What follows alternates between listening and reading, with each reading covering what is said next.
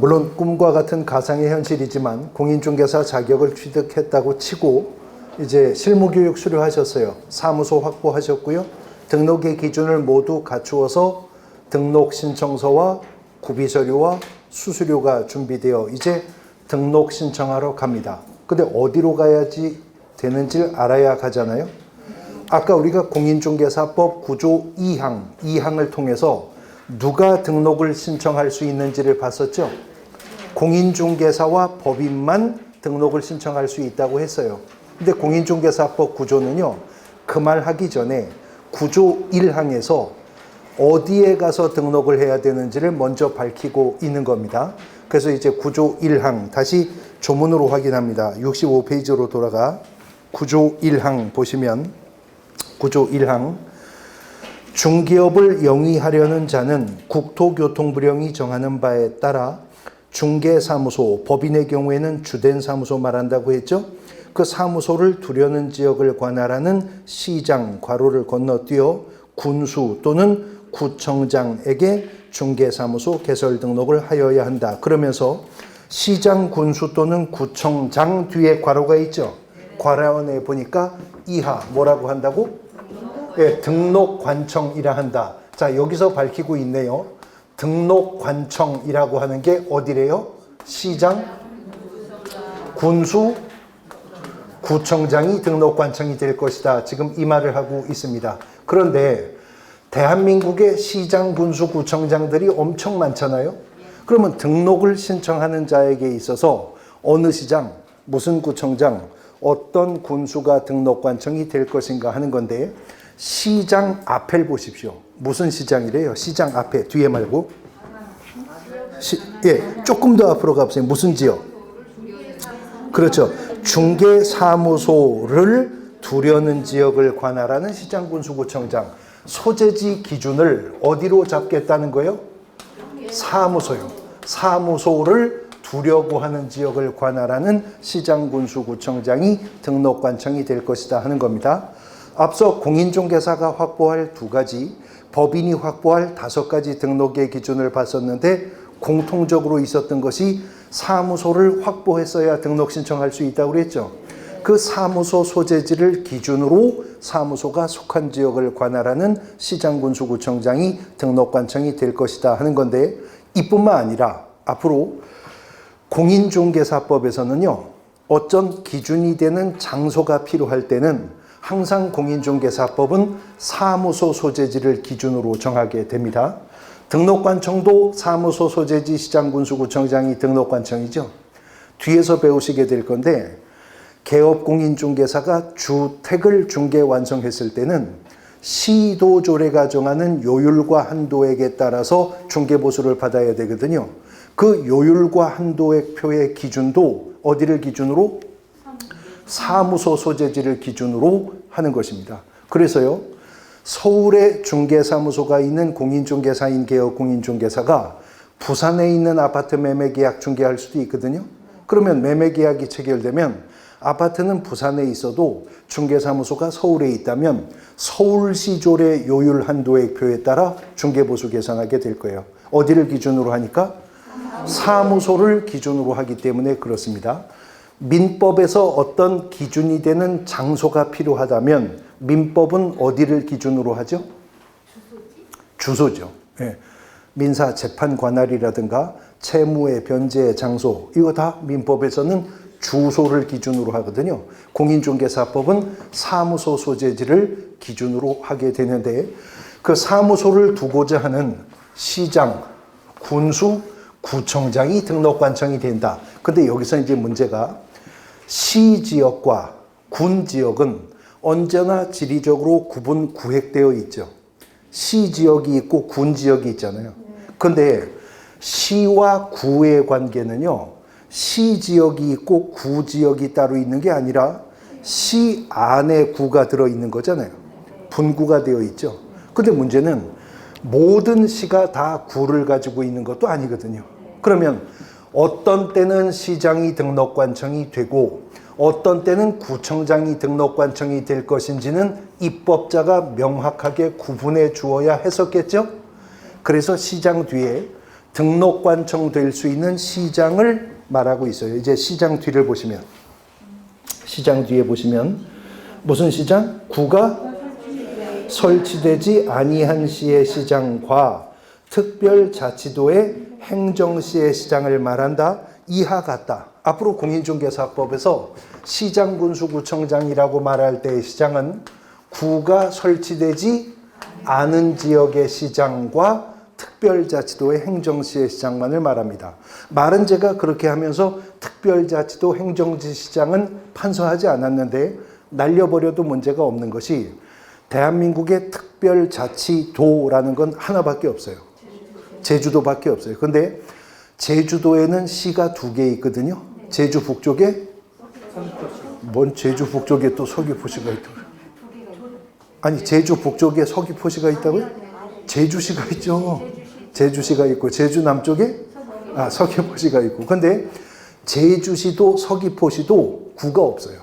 네, 구가 없어요. 그러니까 구가 없을 때 시장이 등록관청이 된다. 그 말입니다. 단순하면. 그러면 이 말을 반대해서 가면 구가 있다면 구청장이 등록관청이라는 거죠. 분구되어 있는 도시면 구청장이 등록관청이고 구가 설치되어 있지 않은 시일 때에만 시장이 등록관청이 된다는 거예요. 그런데 대한민국의 도시 중에는 구가 없는 시도 있죠. 구가 있는 시도 있죠. 근데 구가 있는 시 중에는요, 그 구가 자치구인 데가 있고요. 그 구가 비자치구인 데가 있습니다. 그런데 어떤 구가 자치구이고 어떤 구가 비자치구인지는 아주 쉽게 구분하실 수 있어요. 특별시와 광역시에는 다 구가 있죠. 특별시와 광역시에 있는 구들이 자치구입니다. 말 그대로 자치구이기 때문에 그 구청장은 선출직이에요. 지자체 선거로 뽑는 겁니다. 그리고 자치구니까 구의회가 따로 있죠. 그런데 특별시도 아니고 광역시도 아니지만 인구 50만 넘어가면 행정상 편의를 위해서 분구하거든요. 거기에 있는 구들을 비자치구라고 합니다. 표현 그대로 비자치구이니까 그 구청장은 임명직이죠. 임명직이고 비자치구니까 구의회는 따로 없어요. 어쨌든 자치구 비자치구는 그렇게 구분하시면 쉽게 구분하실 수 있죠. 자치구 비자치구 대답해 보세요. 서울시 종로구 자치구죠. 청주시 흥덕구 비자치구죠. 대전시 유성구 자치구죠. 부산시 동래구 자치구이겠죠. 안산시 단원구 비자치구죠. 근데 자치구든 비자치구든 불문하고 구만 있으면 무조건 구청장이 등록관청이 되게 된다 하는 겁니다. 자치구냐 비자치구냐 불문하고 구만 있으면 구청장이 등록관청이다. 그러면 구가 아예 없을 때만 시장이 등록관청이 될 수가 있다라고 하는 것입니다. 춘천시장이 등록관청인가요? 강원도 도청 소재지가 춘천인데 등록관청이에요? 등록관청입니다. 춘천에 구가 없어요. 원주시장 등록관청일까요? 네, 원주시장 등록관청이고요. 속초시장도 등록관청이고 강릉시장도 등록관청이고 동해시장도 등록관청이거든요. 근데 이거는 제가 중개사법 선생이라서 잘하는 게 아니고요. 제가 고향이 강원도라서 좀 아는 거예요. 그러니까 문제가 사례로 출제되어도 그렇게 출제자가 낼 수는 없죠. 공인중개사 시험이 전국적으로 동일한데요. 예를 들어서 출제위원이 다음 중 등록관청이 될 수 없는 행정기관은 이렇게 문제를 내면서 안산시장 이렇게 문제를 냈다. 안산시장 등록관청입니까? 네. 아닙니다. 네, 안산에 구가 생긴 지 벌써 꽤 됐어요. 단원구, 상록구, 네, 상록구 구가 생겼어요. 그러니까 단원구청장, 상록구청장이 등록관청이지 안산시장은 등록관청 될 수 없지만 문제가 사례로 나와도 그렇게 날 수는 없겠죠. 왜냐하면 안산에서 시험 보는 분들은 다 맞출 거 아니에요. 근데 지금 눈치 보니까 광명에서 몇 분 틀릴 것 같네요. 근데 거제나 마산이나 이런 데서 시험 보는 사람들은 더 어렵잖아요, 그 문제가. 그러니까 그렇게는 안 나오겠지만 어쨌든 구만 있으면 구청장은 등록관청이 된다는 겁니다. 구가 없을 때 시장이 등록관청이 됩니다. 이런 사무소를 두려고 하는 시장군수구청장인 등록관청에게 등록을 신청을 합니다. 그러면 등록관청은 등록 신청을 받으면 7일 이내에 개업공인중개사의 종별에 따라 서면으로 등록을 통지한다는 거죠. 자, 등록관청이 등록 신청 받았을 때 등록 통지를 언제까지 한다고요? 7일 이내 한다. 근데 우리가 출발할 때 배웠는데 등록은 허가제와는 달라서 등록관청의 재량권이 인정되지 않는다면서요? 기속행위에 불과하다면서요? 그러면 등록관청은 등록 신청을 받았으면 즉시라는 표현이 좀 뭐하면 지체 없이 등록을 통지해야 된다. 이렇게 입법이 될 만도 한데 7일 이내에 개업공인중개사의 종별에 따라 서면으로 등록을 통지한다 그랬어요. 그러면 입법자가 시장군수구청장들이 요 7일이라고 하는 기간 동안 뭔가 확인해 봐야 할 것들이 있으니까 시간적 여유를 주겠죠. 자, 등록 신청을 받은 등록관청은 다음 어느 하나에 해당함이 확인되면 그 자를 등록을 통지해 주지 못합니다. 교재 74페이지 맨 밑에 보시면 74페이지 맨 밑에 보시면 등록관청은 개설 등록 신청이 다음에 어느 하나에 해당하는 경우를 제외하고는 개설 등록을 해 주어야 한다. 그러면 다음에 어느 하나에 해당한다면 등록을 통지해 줄 수 없다는 거죠. 바로 오른쪽 페이지 위에 박스 중에 어느 하나입니다. 첫 번째, 공인중개사 또는 법인이 아닌 자가 등록을 신청했다면 등록관청은 등록을 통지해 줄 수가 없다는 것입니다. 그건 당연한 것이 등록관청에게 재량권이 있어서 등록을 안 해주는 게 아니고 공인중개사법 9조 2항이 공인중개사나 법인이 아닌 자는 중개사무소 개설 등록 신청할 수 없다고 그랬잖아요. 그러니까 공인중개사도 아니고 법인도 아닌 자가 등록을 신청했다면 앞서 말씀드린 것처럼 그 자가 비록 변호사라 하더라도 등록관청은 등록을 통지해 줄 수 없는 거예요. 그 다음에 두 번째 니은항을 보면 중개사무소 개설 등록을 신청한 자가 등록 등의 결격 사유의 어느 하나에 해당한다면 등록관청은 등록을 통지해 줄 수가 없습니다. 우리가 이제 바로 이어지는 단원으로 결격 사유라고 하는 걸 공부할 거거든요.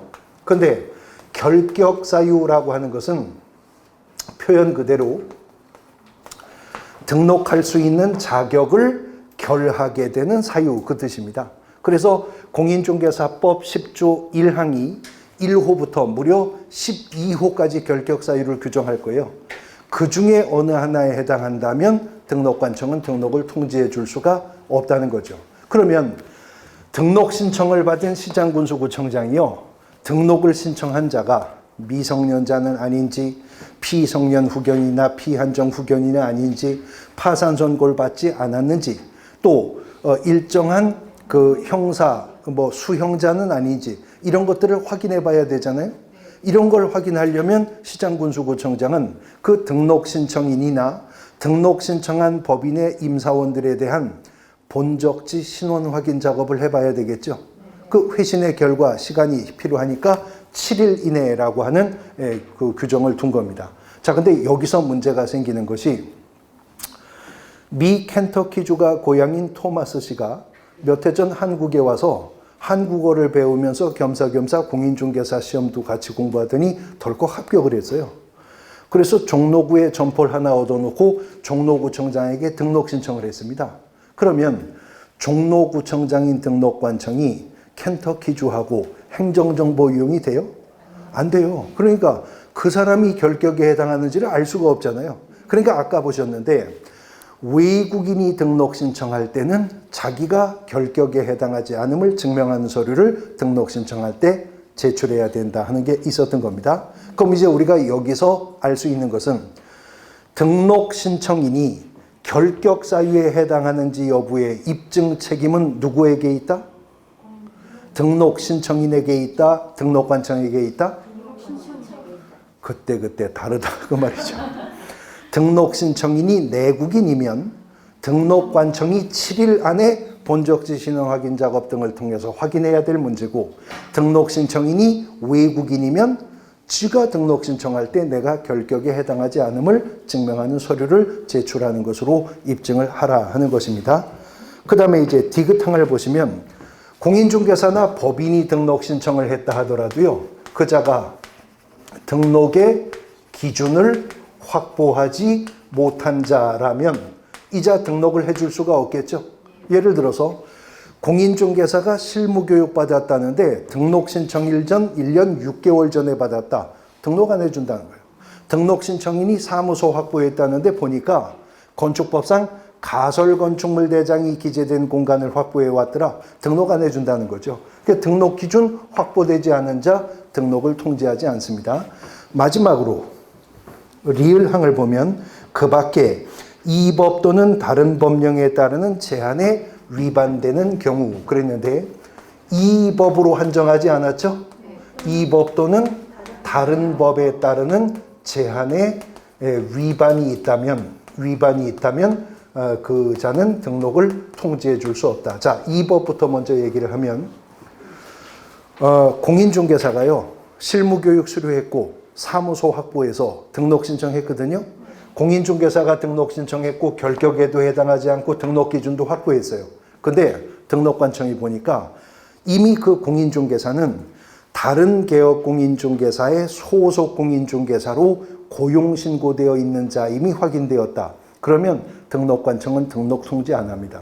이제 뒤에서 배우실 건데 공인중개사법이 이중 등록뿐만 아니라 이중 소속도 금지하기 때문에 그런 겁니다. 그 다음에 이 법의 제한에 위반하지 않아도 저 법이나 그 법의 제한에 위반이 있다 하더라도 등록은 통지되지 않을 수 있다는 거예요. 예를 들어서 우리 공인중개사법이 요구하는 등록의 기준으로서의 사무소 확보는요, 아주 단순하고 소박합니다.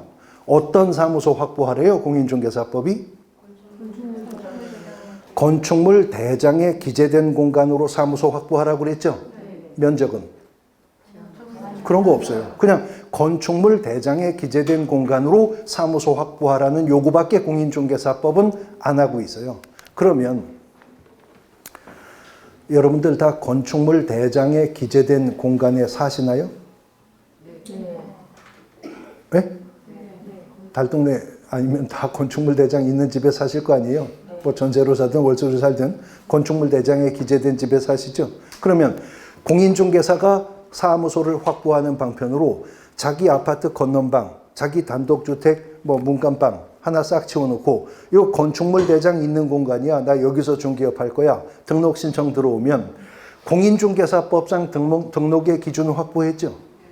그런데 어떤 공간을 사무소로 사용하려면 건축관계법규상 적어도 이종 근린생활시설이거나 업무시설에 속해야지 주거시설, 주택에서 사무소를 영위할 수는 없는 거죠. 사업자 등록도 안 되겠고. 그러니까 다른 법에 저촉되는 문제가 있어도 등록되지 않을 수 있다는 겁니다. 자, 여기에 걸림이 없다면 등록은 기속행위에 불과하니까 7일 이내 개업공인중개사의 종별에 따라 서면으로 등록을 통지해 준다는 겁니다. 유의할 것은 등록이 통지가 되었지 아직 등록증은 교부되지 않았어요. 이제 등록을 통지받은 자는요, 등록증을 교부받기 위해서는 손해배상 책임을 보장하는 업무보증이라고 하는 것을 설정을 하여서 등록관청에 신고를 하여야 합니다. 그래서 이것은 손해배상 책임이라고 하는 단원에서 다시 우리가 1시간 동안 펼쳐볼 건데, 개업공인중개사가 등록을 통지받았다면 보증, 보험에 가입을 하든가 공제에 가입을 하든가 공탁을 하든가 그 업무 보증을 설정해서 등록관청에 보증 설정 사실을 신고해야 돼요. 그러면 신고를 받은 등록관청은 보증 설정이 확인되었을 때 비로소 등록증이라고 하는 것을 교부해 주게 된다는 겁니다. 절대로 등록증은 그냥 교부되는 법이 없습니다. 등록을 통지받은 자가 뭘 해야만? 업무 보증을 설정해야만 보증 설정이 확인된 자에게 개업 등록관청은 등록증을 교부해 주게 된다는 거죠. 이렇게 해서 등록증이 교부되었을 때 이제 비로소 적법하게 중개 업무를 개시할 수가 있게 되거든요. 근데 공인중개사법이 이러한 등록의 기준과 절차 속에 수록하여 의무로 입법하지는 않았지만 개업공인중개사가 업무를 개시하기 전에 반드시 해야 될 의무를 16조에 별도로 규정을 두고 있는데 그것이 바로 인장등록입니다. 그래서 인장등록, 중개행위에 사용할 도장은 업무를 개시하기 전까지는 해야 된다는 거죠. 그래야 적법하게 중개 업무를 개시할 수가 있게 될 것이다 하는 것입니다. 자, 그런데 그러면 이렇게 아예 절차상 등록의 절차 속에 인장등록 의무를 넣지 왜 별도로 16조가 인장등록 제도를 따로 규정하고 있는가 하는 건데요. 자, 공인중개사법상 업무보증 설정 의무는 오직 개업공인중개사만의 의무일까요? 질문입니다. 공인중개사법상 업무보증 설정할 의무는 오직 개업공인중개사만의 의무일까요? 그렇습니다. 오직 개업공인중개사만 우리 법에 업무보증 설정 의무가 있지 소속공인중개사나 중개보조원 같은 고용인들은 업무보증 설정 의무 없어요. 부동산 거래정보망 설치 운영하는 거래정보사업자 업무보증 설정 의무가 없어요. 오직 개업공인중개사만 업무보증 설정 의무가 있는 거거든요. 그러니까 업무보증을 설정해야만 확인되었을 때 등록증 주겠다고 한 거죠. 그런데 인장을 등록해야 할 의무는 다음 주에 공부할 건데 개업공인중개사의 의무이긴 하지만 개업공인중개사만의 의무가 아니기 때문입니다. 고용인 중에 공인중개사 자격이 있기 때문에 업무를 수행할 수 있는 고용인, 뭐라고 하죠? 소속공인중개사는 업무를 수행할 수 있기 때문에 소속공인중개사는 개업공인중개사가 아님에도 업무를 개시하기 전에 중개행위에 사용할 인장등록해야 되거든요. 그래서 인장등록 의무는 등록의 절차와는 별도의 규정으로 16조가 규정하게 된다는 겁니다. 자, 이렇게 등록증까지 교부받으면 이제 적법하게 중개 업무를 개시하게 되는데 중개 업무를 개시하게 되면 개업공인중개사는 공인중개사법 17조에 근거해서 일정한 사항을 개시하고 중개 업무를 시작해야 됩니다. 그 개시 의무 76페이지 하단부 보세요. 76페이지 하단부 보시면 등록증 등 개시 나왔죠? 거기 보시면 개업공인중개사는 중개사무소 등록증 중개보수표 그 밖에 국토부령으로 정하는 다음의 사항을 해당 중개사무소 어디? 안에 어디? 보기 쉬운 곳에 게시하여야 한다. 그래서 오른쪽 페이지 박스에 보면 개업공인중개사가 중개사무소 안에 보기 쉬운 곳에 게시해야 될 사항들이 나옵니다. 첫 번째는 중개사무소 개설 등록증 원본을 게시해야 한답니다. 그 다음에 두 번째는 공인중개사 자격증 원본도 게시해야 하는 것이고요. 세 번째는 중개보수와 실비를 계산하는 그 요율 및 한도액표가 게시가 되어 있어야 하고 그 다음에 네 번째는 아까 뭐가 있어야 등록증 받을 수 있다고? 업무보증 설정해야 된다 그랬죠. 그래서 그 보증의 설정을 증명하는 서류가 중개사무소 안에 보기 쉬운 곳에 게시되어야 합니다.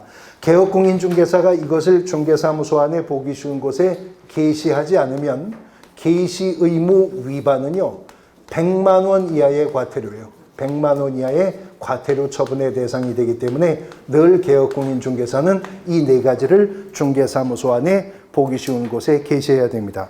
자, 그런데 개업공인중개사가 중개사무소에 게시해야 될 게 모두 몇 가지예요? 네 가지인데 시험은 오지선다형 객관식으로 출제되죠. 그러니까 여러 번 출제가 되었는데 다음은 개업공인중개사가 중개사무소에 공인중개사 법령상 게시해야 될 의무사항이다. 아닌 것은 1항, 2항, 3항, 4항, 거기에 5항 이렇게 해서 간단하게 오지선다형 단독문제 출제할 수 있죠. 85년에 1회 공인중개사 시험이 있었다고 했잖아요. 85년 1회 시험에도 이렇게 문제가 나왔어요. 물론 그때는 등록증이 아니라 뭐였겠어요? 허가증이었겠죠. 예, 그렇게 해서 85년 1회 공인중개사 시험에 문제가 나왔는데 그 1회 공인중개사 시험에서 정답이 뭐였었냐면 지도였었습니다. 지도. 예. 근데 1회 시험에 이거 엄청 많이 틀렸어요. 개업공인중개사가 사무소에 게시하여야 할 사항 아닌 것은 이렇게 해서 문제가 나오니까 수험생들이 내가 복덕방 가서 벽에서 뭘 못 봤었지? 이렇게 시작하면 제일 먼저 떠오르는 게 지도잖아요. 그래서 꽤 많이 틀렸었어요. 그 당시에. 예, 근데 지도는 자기들이 필요해서 걸어놓는 거지 게시 의무 있는 거 아닙니다. 그 후에 여기에 뭐 실무교육 수료증, 뭐 사본 이런 거 갖다가 띄워서 틀린 지문 나오고 이렇게 몇 차례 출제가 되었는데 시험이 어떤 애는 쉽게 나오기도 하고 어떤 애는 어렵게 나오기도 하고 난이도는 등락이 있죠. 그러나 난이도의 등락은 있을지언정 어떤 시험이든 시험의 회차가 계속 가중되면서 시험의 수준은 올라가요. 수준 올라가거든요. 그래서 지금은 게시 의무와 관련해서 그 정도 수준에서는 탈피해서 조금 더 수준이 있는 문제들이 나올 수 있는데 그때 대비해서 우리가 짚어봐야 될 것은 먼저 등록증 원본을 게시하라고 했죠. 그런데요. 아까 제가 법인인 개업공인중개사만은 분사무소라는 걸 가질 수 있다고 그랬잖아요. 근데 분사무소는요. 법인인 개업공인중개사가 설치해서 만들어지는 거지 분사무소 하나가 독립한 개업공인중개사가 아니에요. 그러니까 법인이 분사무소를 10개 가지고 있어도 등록증은 한 장밖에 없다는 거죠. 분사무소는 등록증이 없죠. 그래서 분사무소의 경우에는 설치 신고 필증, 설치 지금은 확인서라고 하는데 분사무소 설치 확인서가 게시가 되어야 할 겁니다. 그 다음에 두 번째는 공인중개사 자격증 원본을 게시하라고 했잖아요. 근데 이 공인중개사 자격증 원본 게시 의무는 지금 다시 박스 안에 보면 개업공인중개사 자격증 원본만 말하지 않네요. 또 누구요? 예, 소속공인중개사의 자격증 원본도 게시 의무에 포함된대죠. 근데 계속 보시면 거기 괄호 안에 해당되는 자가 있는 경우로 한정함 이 말이 있어요. 자, 해당하는 자가 있는 경우에 게시 의무가 있다. 그럼 없는 경우에는 없다 그 말이잖아요. 이 말을 누구 때문에 하고 있을까요? 네? 공인중개사 자격증 원본을 걸어야 되는데 해당하는 자가 있는 경우에 그렇다. 누구 때문에 이 말을 할까요? 부칙상의 개업공인중개사 때문에 하는 말이죠. 아니 부칙상의 개업공인중개사 없어서 못 거는 거 어떻게 한 말이에요? 있으면 나도 걸고 싶지 없는데 없어서 못 거는 건 어쩔 수 없죠. 그러니까 해당하는 자가 있는 경우에 한정한다라는 말이 있습니다. 요 말은 요 단서는 이제 마지막 부칙상의 개업공인중개사마저 가셔야 그 후에 개정해서 없애줄 수 있는 거죠. 없어서 못 거는 건 어쩔 수가 없으니까. 근데 예전의 게시 의무와 비교했을 때 소폭 미세 개정이지만 유의해야 될 게 게시되어야 할 공인중개사 자격증 원본은 소속 공인중개사 자격증 원본도 포함됩니다. 개업공인중개사가 소속 공인중개사를 고용했다면 소속 공인중개사의 자격증 원본도 게시가 되어 있어야 돼요. 안 걸리면 100만 원 이하의 과태료예요. 그러면 이제는 부칙상의 개업공인중개사도 경우에 따라서는 공인중개사 자격증 원본을 게시해야 할 의무가 발생하는 경우가 있겠네요. 어떤 때? 부칙상의 개업공인중개사가 고용인으로 소속 공인중개사를 고용했다면 나는 자격증 없지만 내 월급 받는 고용인인 소속 공인중개사 자격증 있죠? 그자의 자격증 원본 게시를 하여야 한다 하는 겁니다. 그 다음 개업공인중개사가 요율 및 한도액표를 게시해야 되는데 이제 개업공인중개사는 게시된 요율 한도액표에 따라 중개보수를 계산하는 겁니다. 아까 이미 제가 설명했었는데 개업공인중개사가 주택을 중개 완성했을 때 요율 한도액의 기준도 사무소 소재지 기준으로 요율 한도액을 정한다고 했었죠.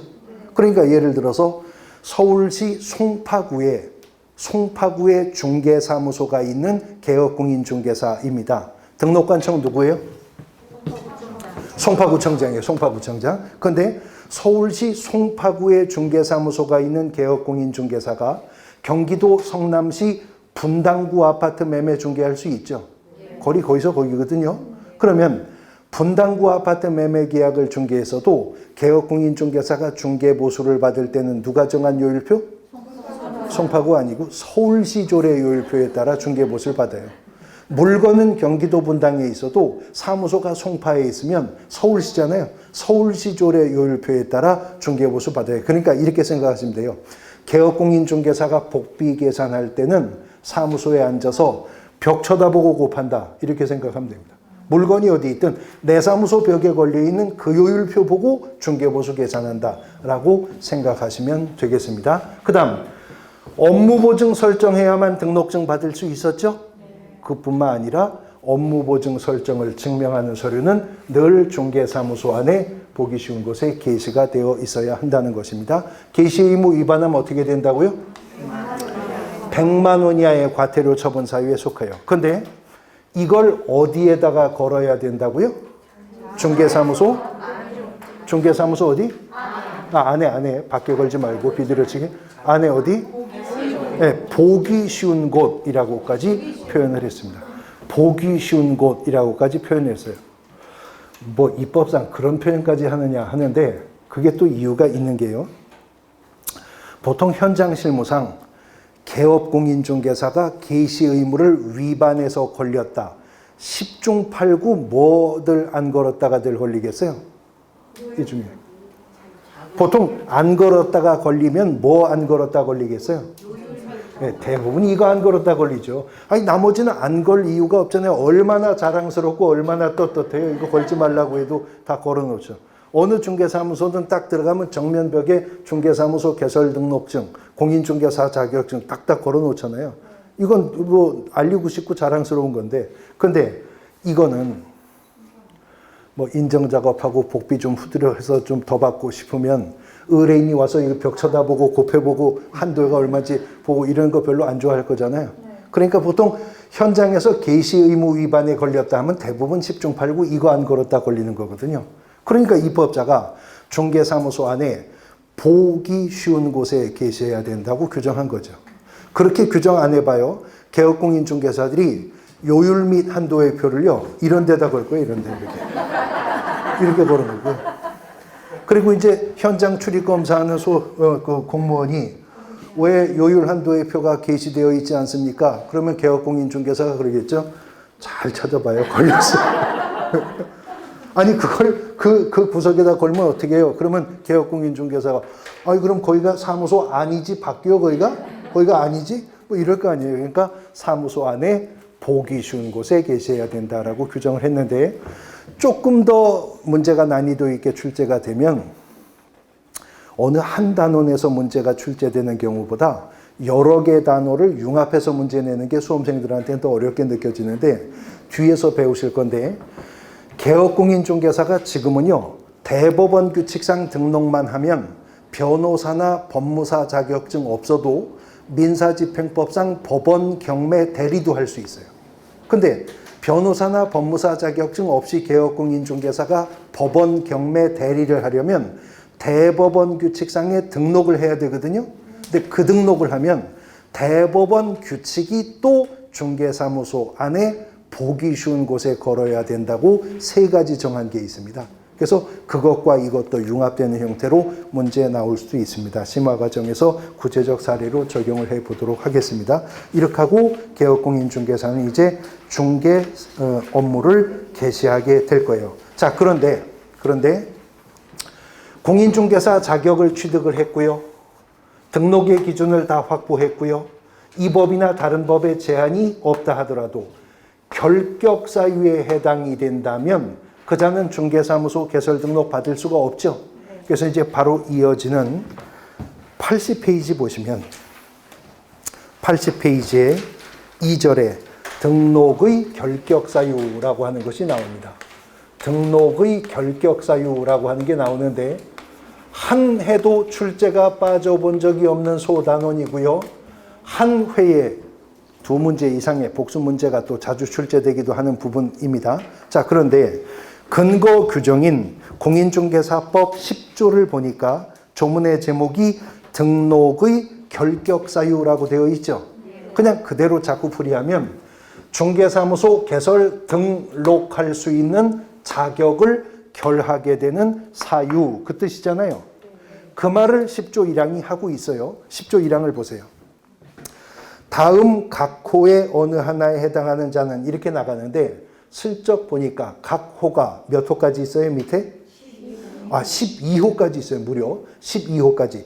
그 중에 어느 하나에 해당하는 자는 중개사무소에 개설 등록을 할 수 없답니다. 그러니까 이 등록의 결격사유라고 하는 것이 등록신청인이요.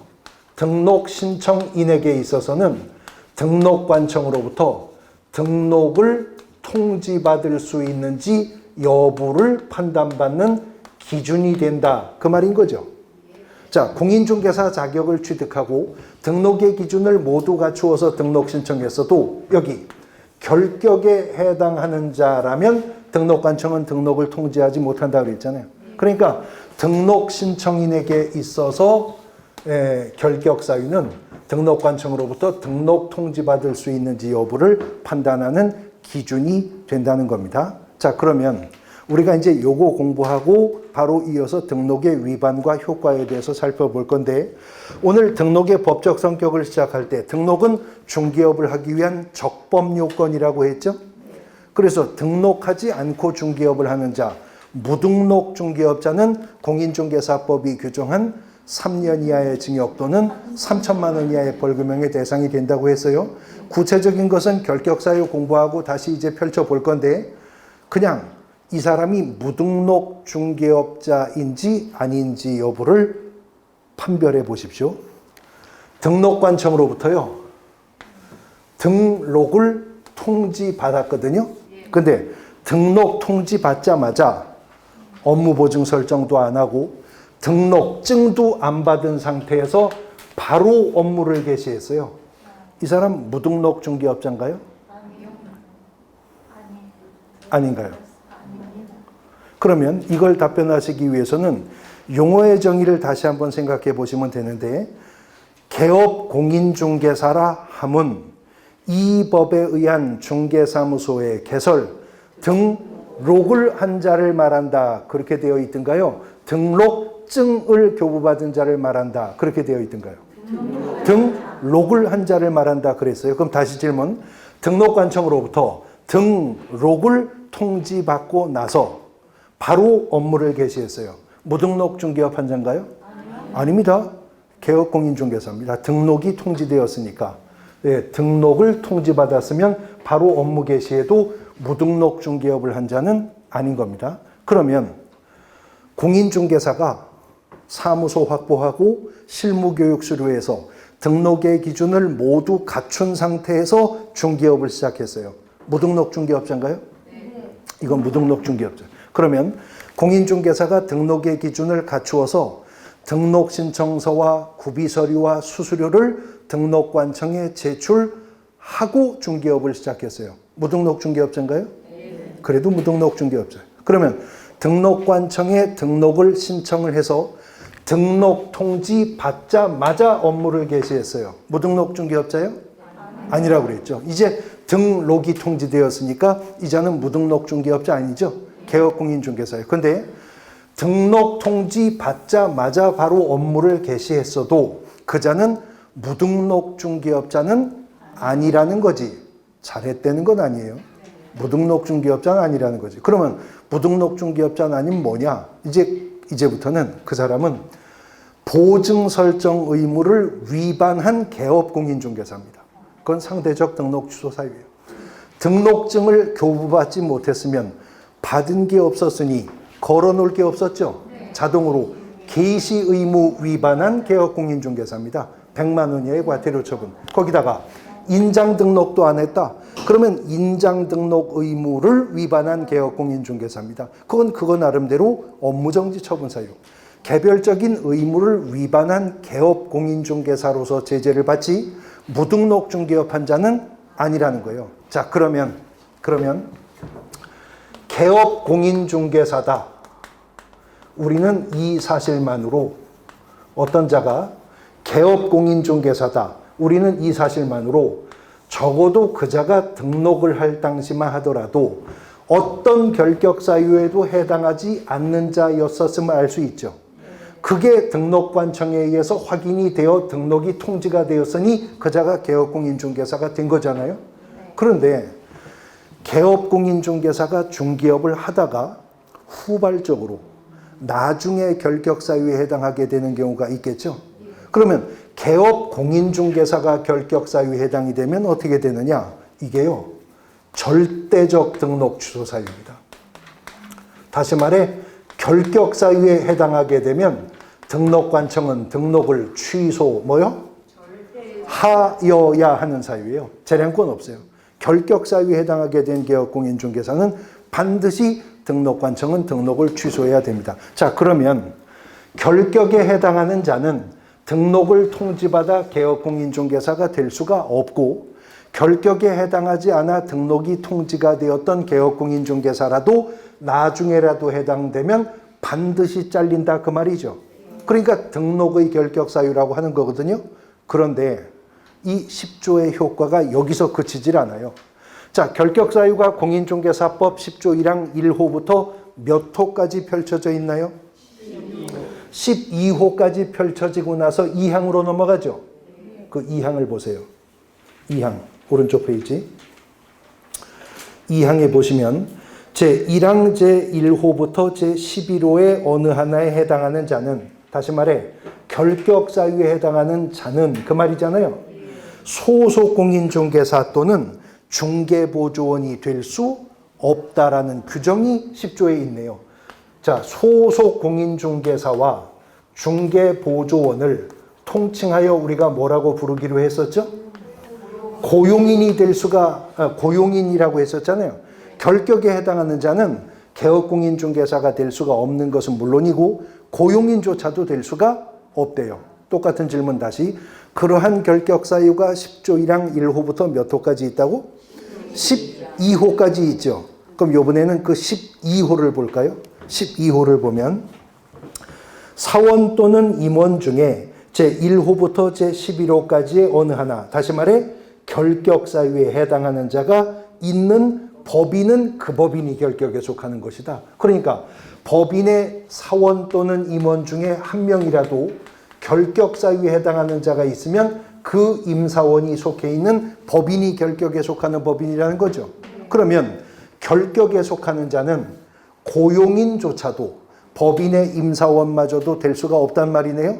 그러니까 법인의 임사원이나 고용인에게 있어서는 적법하게 중개업에 종사할 수 있는 여부를 결정하는 기준이 된다 하는 겁니다. 자, 이게 공인중개사법상 등록의 결격 사유의 효과인데, 정리해 보면 결격에 해당하는 자는 등록하여 개업공인중개사가 될 수가 없고, 결격에 해당하지 않아 등록이 된 개업공인중개사라 하더라도 나중에 결격에 해당되면 반드시 잘리고, 결격에 해당하는 자라면 고용인조차도 임사원마저도 될 수가 없다는 거죠. 결격의 효과가 그래요. 근데 이미 우리가 배운 개념 하나와 비교해 볼 것이, 그러나 그렇다고 해서 결격 사유에 해당한다고 공인중개사 시험도 못 본다는 말은 아니다. 공인중개사 시험의 응시 자격은 국적도, 성별도, 연령도, 경력도 제한이 없다고 했습니다. 단 지난주 공부했는데 응시 자격을 제한받는 경우는 두 가지밖에 없었죠. 공인중개사 자격 취소 처분을 받고 3년이 경과하지 아니한 자, 시험에서 부정행위로 적발되어 시험이 무효 처분이 되었다면 그 무효 처분일로부터 얼마? 5년이 경과하지 아니한 자, 응시 자격 제한된다 그랬죠. 여기에만 해당하지 않는 자라면 이제 우리가 공부할 등록의 결격 사유에 해당하는 자라 하더라도 여기에만 해당하지 않으면 공인중개사 시험에 응시할 수 있습니다. 합격하면 자격증 줘요? 합격하면 자격증 줘요? 주죠. 응시 자격이 있고요. 합격하면 자격증 줘요. 그러나 결격 사유에 해당하는 자도 공인중개사가 될 수 있지만 그 자격을 취득했어도 결격을 벗어나지 않는 한은 아무짝에도 쓸모가 없어요. 개설 등록하여 그 자격증 가지고 등록할 수도 없고 그 자격증 가지고는 소속 공인중개사로 갈 수도 없고 법인의 임사원도 될 수가 없기 때문에 그렇습니다. 그러나 응시 자격의 제한과 이제부터 우리가 구체적으로 살펴볼 등록의 결격 사유는 이렇게 원칙적으로 구분되는 개념이다라고 하는 거 이해를 하시고 이제 10조 1항 1호부터 시작해서 12호까지 하나하나 구체적인 결격 사유들의 개념과 그 특징들을 분석해 보도록 할 겁니다. 쉬었다가 보도록 하겠습니다.